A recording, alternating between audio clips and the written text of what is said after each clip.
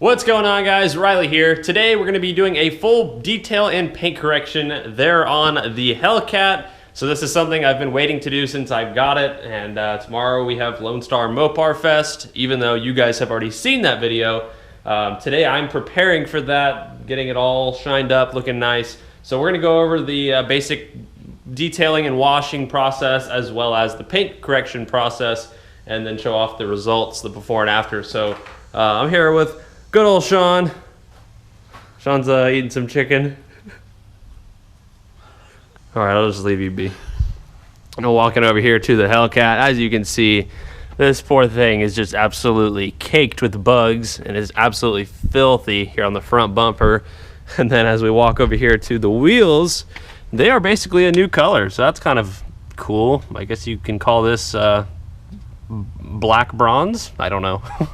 And then the caliper here, as you see, you can swipe your finger over it, and that's kind of the difference between the brake dust area and not brake dust. So I'm going to show you guys here in a second when I hit these with water just how much brake dust comes off, and I think you guys are going to be quite surprised. It's pretty ridiculous. But then the rest of the car, I don't know how well you can pick it up on GoPro, but there's just, like, you know, road grime and stuff all over it. I haven't washed this car in quite a while. Also, we have the nice meaty drag radials back here on the back, which I'm just going to leave them on for Mopar Fest, which at this point you guys have already seen. And yeah, so just pretty disgusting. Also, I can almost guarantee you won't be able to make this out on camera with a GoPro. Maybe you can, but there is actually a lot of swirls in this paint. So we'll be getting those out, making it look brand new and getting, you know, every imperfection out of this car that I can. So we're going to start off with my favorite part, which quickly becomes my least favorite part. I'll show you what I mean here in a second, but we're going to start off cleaning the wheels and tires, as you can probably assume, but judging by these two bottles. We have Adams Polishes tire and rubber cleaner here, Adams Polishes wheel cleaner in here, and then inside this bucket it's soapy water with one brush for the tire and one brush for the wheel. It's a soft bristle so you don't scratch it, and all the soap is some car wash shampoo. Now Adams Polishes is my Adams Polishes is my preferred brand of car cleaning products. However, if you have something that you prefer, that works too. They generally do all the same things. I've just had very good results with Adams Polishes, so I pretty much stick to them. Now, as I said before, we're going to move into my favorite part, which is rinsing these wheels of brake dust. And now, keep in mind, this is just water, no wheel cleaners added to this at all. Now, watch how much brake dust these 6-piston Brimbos produce.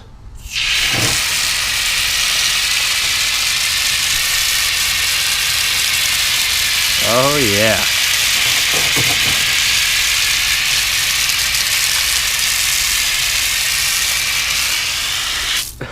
No. Oh, that is so bad. Like, my Scat Pack was bad, my Camaro was bad, but this is just next level bad. Like, it turns the entire driveway black, so then you kind of have to rinse it down, and you actually have to help it out on this one. I've never had to do that before, but if I don't rinse the driveway down, it will stain it and turn it black. So shout out to Dodge for putting brake pads on these cars that just produce an insane amount of brake dust. I think we will eventually end up, or I say eventually, but probably pretty soon, we will switch those out to some power stop brake pads that do not have nearly as much brake dust. But yeah, so as you see, there's still tons of brake dust on here that the water didn't get off. So now is when we're going to use the wheel cleaner. Now, as you saw right there, I like to spray the wheel cleaner onto a wet surface. I feel like it's just a little bit better to do, but you just spray a good amount on there, and make sure you get your brake caliper. So we're gonna let this sit here for a minute, and then we will come back and I'll show you the rest. So I've let this stuff sit on the wheel for approximately about 3 minutes, and as you can see, that is what it looks like. All that brake dust and grime is running off the wheel. So that is good, that's what you want to see. And now I'm gonna go ahead and grab the tire and rubber cleaner, spray a good amount of that here on the tire. And basically what this stuff does is it gets all the oils and stuff that were in your tire, it kind of brings them out, and it will restore the black finish of your tire. So just gonna briefly let that sit there. I'm gonna grab a pretty hard bristled brush that was in that soapy water, go around on the tire to kind of, you know, agitate everything here on the tire with that tire and rubber cleaner on there. You can kind of see it start to work. It just, all that nastiness starts to come out of your tire. Now looking at the brush, it looks pretty rough. So always rinse your brushes off before you put them back in your source of water or soap or whatever. So we're gonna throw that back in there. Now we're gonna grab the soft bristle brush and then start going over the wheel to get all of this brake dust and stuff off the wheel. And obviously, don't forget about doing your brake calipers.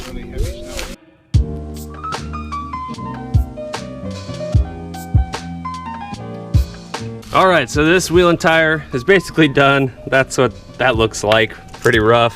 So once again, gonna rinse that off. And now we're gonna rinse off the wheel and tire. And you guys saw how much brake dust already came off. And look at how much more comes off after using the wheel cleaner. I mean, it's like almost as bad as what it was the first initial rinse down. That's pretty crazy. But I don't know how well you can make it up on the camera, but that color is so much better than what it was before. Earlier I said it was my favorite part watching all the brake dust fall off, but my least favorite part about cleaning cars and stuff is cleaning wheels and tires, because it's really time consuming and cleaning all of those spokes is not enjoyable.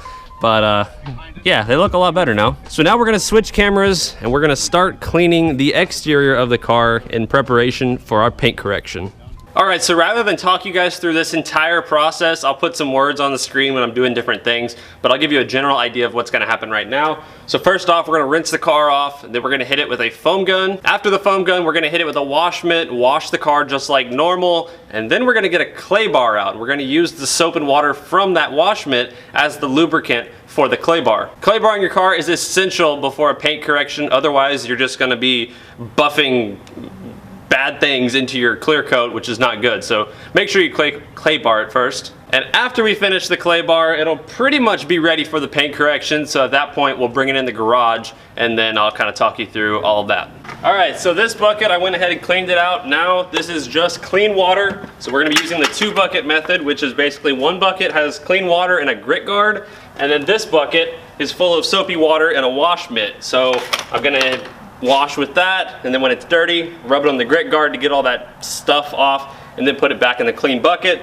So that's the 2-bucket method. We also have the foam gun here, which I used what they call this here strip wash. Now you do not want to use strip wash to just regularly wash your car, because it does as it says. It strips all the stuff off your car, like any waxes or sealants or anything, which is what you want if you're about to paint correct it. But if you're about to go to a car show or something, you want your waxes and stuff. So only use this before like a new layer of wax or paint correction and stuff like that. So I've got that in here, and I also put that in the bucket full of soapy water. And as I showed you guys earlier, that front bumper is just caked with bugs. So after I hit it with some water, I'm gonna spray some all-purpose cleaner to kind of help break down all those bug guts to where it makes cleaning that a lot easier instead of scraping with a wash mitt. So now let's go to the music montage of cleaning the Hellcat.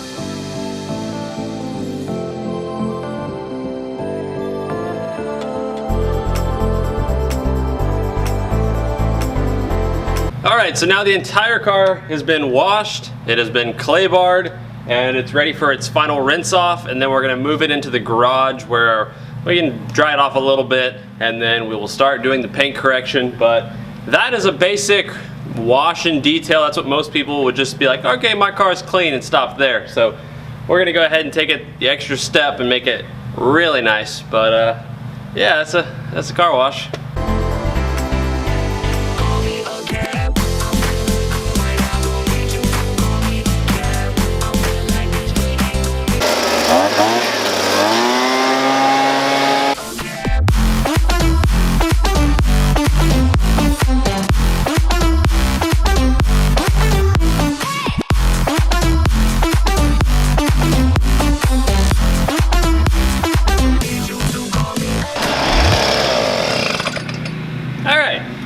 Not totally dry, but a little moisture won't be too bad when you're over there paint correcting. So Good majority of it's dry. Now let's pull it into the garage.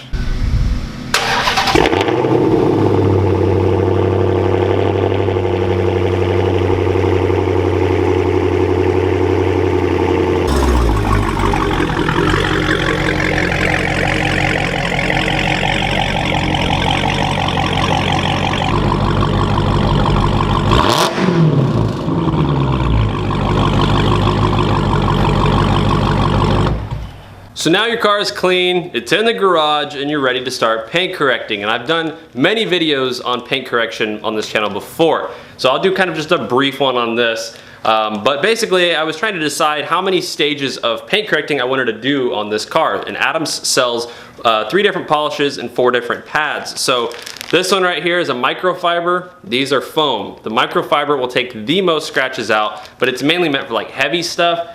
They're not really heavy in this car, so not gonna use that one. However, I'm gonna use the next best, which is the blue one, which is still gonna be used with the same polish that one uses. It's just a foam pad. So I'm actually only going to do a 2-stage correction on this car because I think that's all it really needs. I'm gonna use the blue foam and then the orange foam. So heavy correcting compound and correcting compound. The white one is mainly a finishing polish. It's kind of just to add a little bit of extra shine, but I can go back and add like a brilliant glaze or a wax or something if I really want to enhance the shine. So I'm not going to use the white one either. So I'm going to do heavy correcting compound. And that's how I'm going to paint correct the entire thing. And you guys have probably seen this a lot, so I'll just kind of skim over it and then we'll go on to the next part.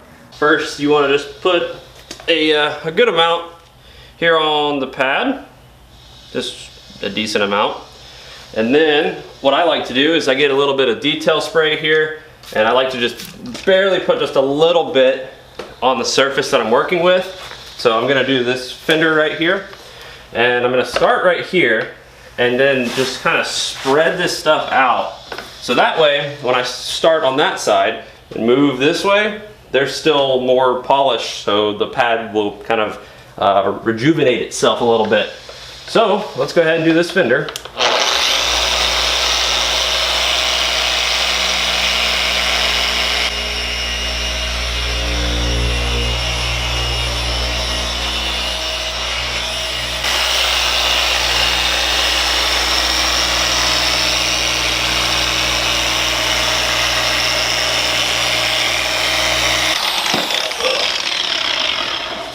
So that right there is step 1, which is complete. Swap the pad over to the orange one here, and then you basically do the exact same thing. Once again, start left, go right, and then start polishing again.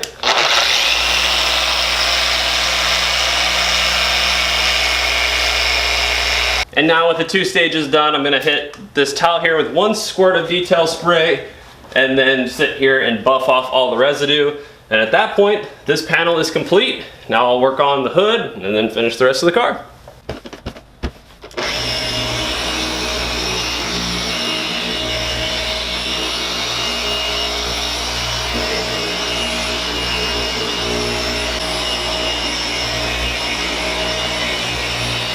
Well guys, I have finally finished paint correcting this thing. It doesn't have any wax or sealant or anything like that on it yet.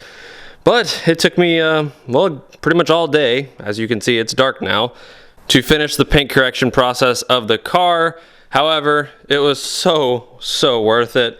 I don't know how well you can make it out on the camera, but let's see. Maybe you can try to look for some swirls there, and hopefully you shouldn't find any.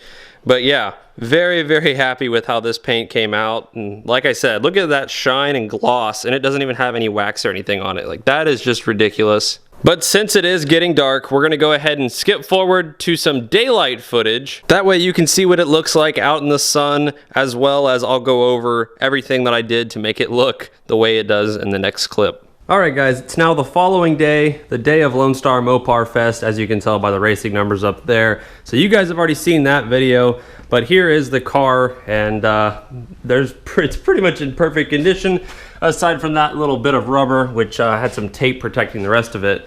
So I'll clean that here in a minute, but really the remaining of the cleaning just involved applying some tire shine, which I use Adams VRT for that, which is like a long-lasting tire shine.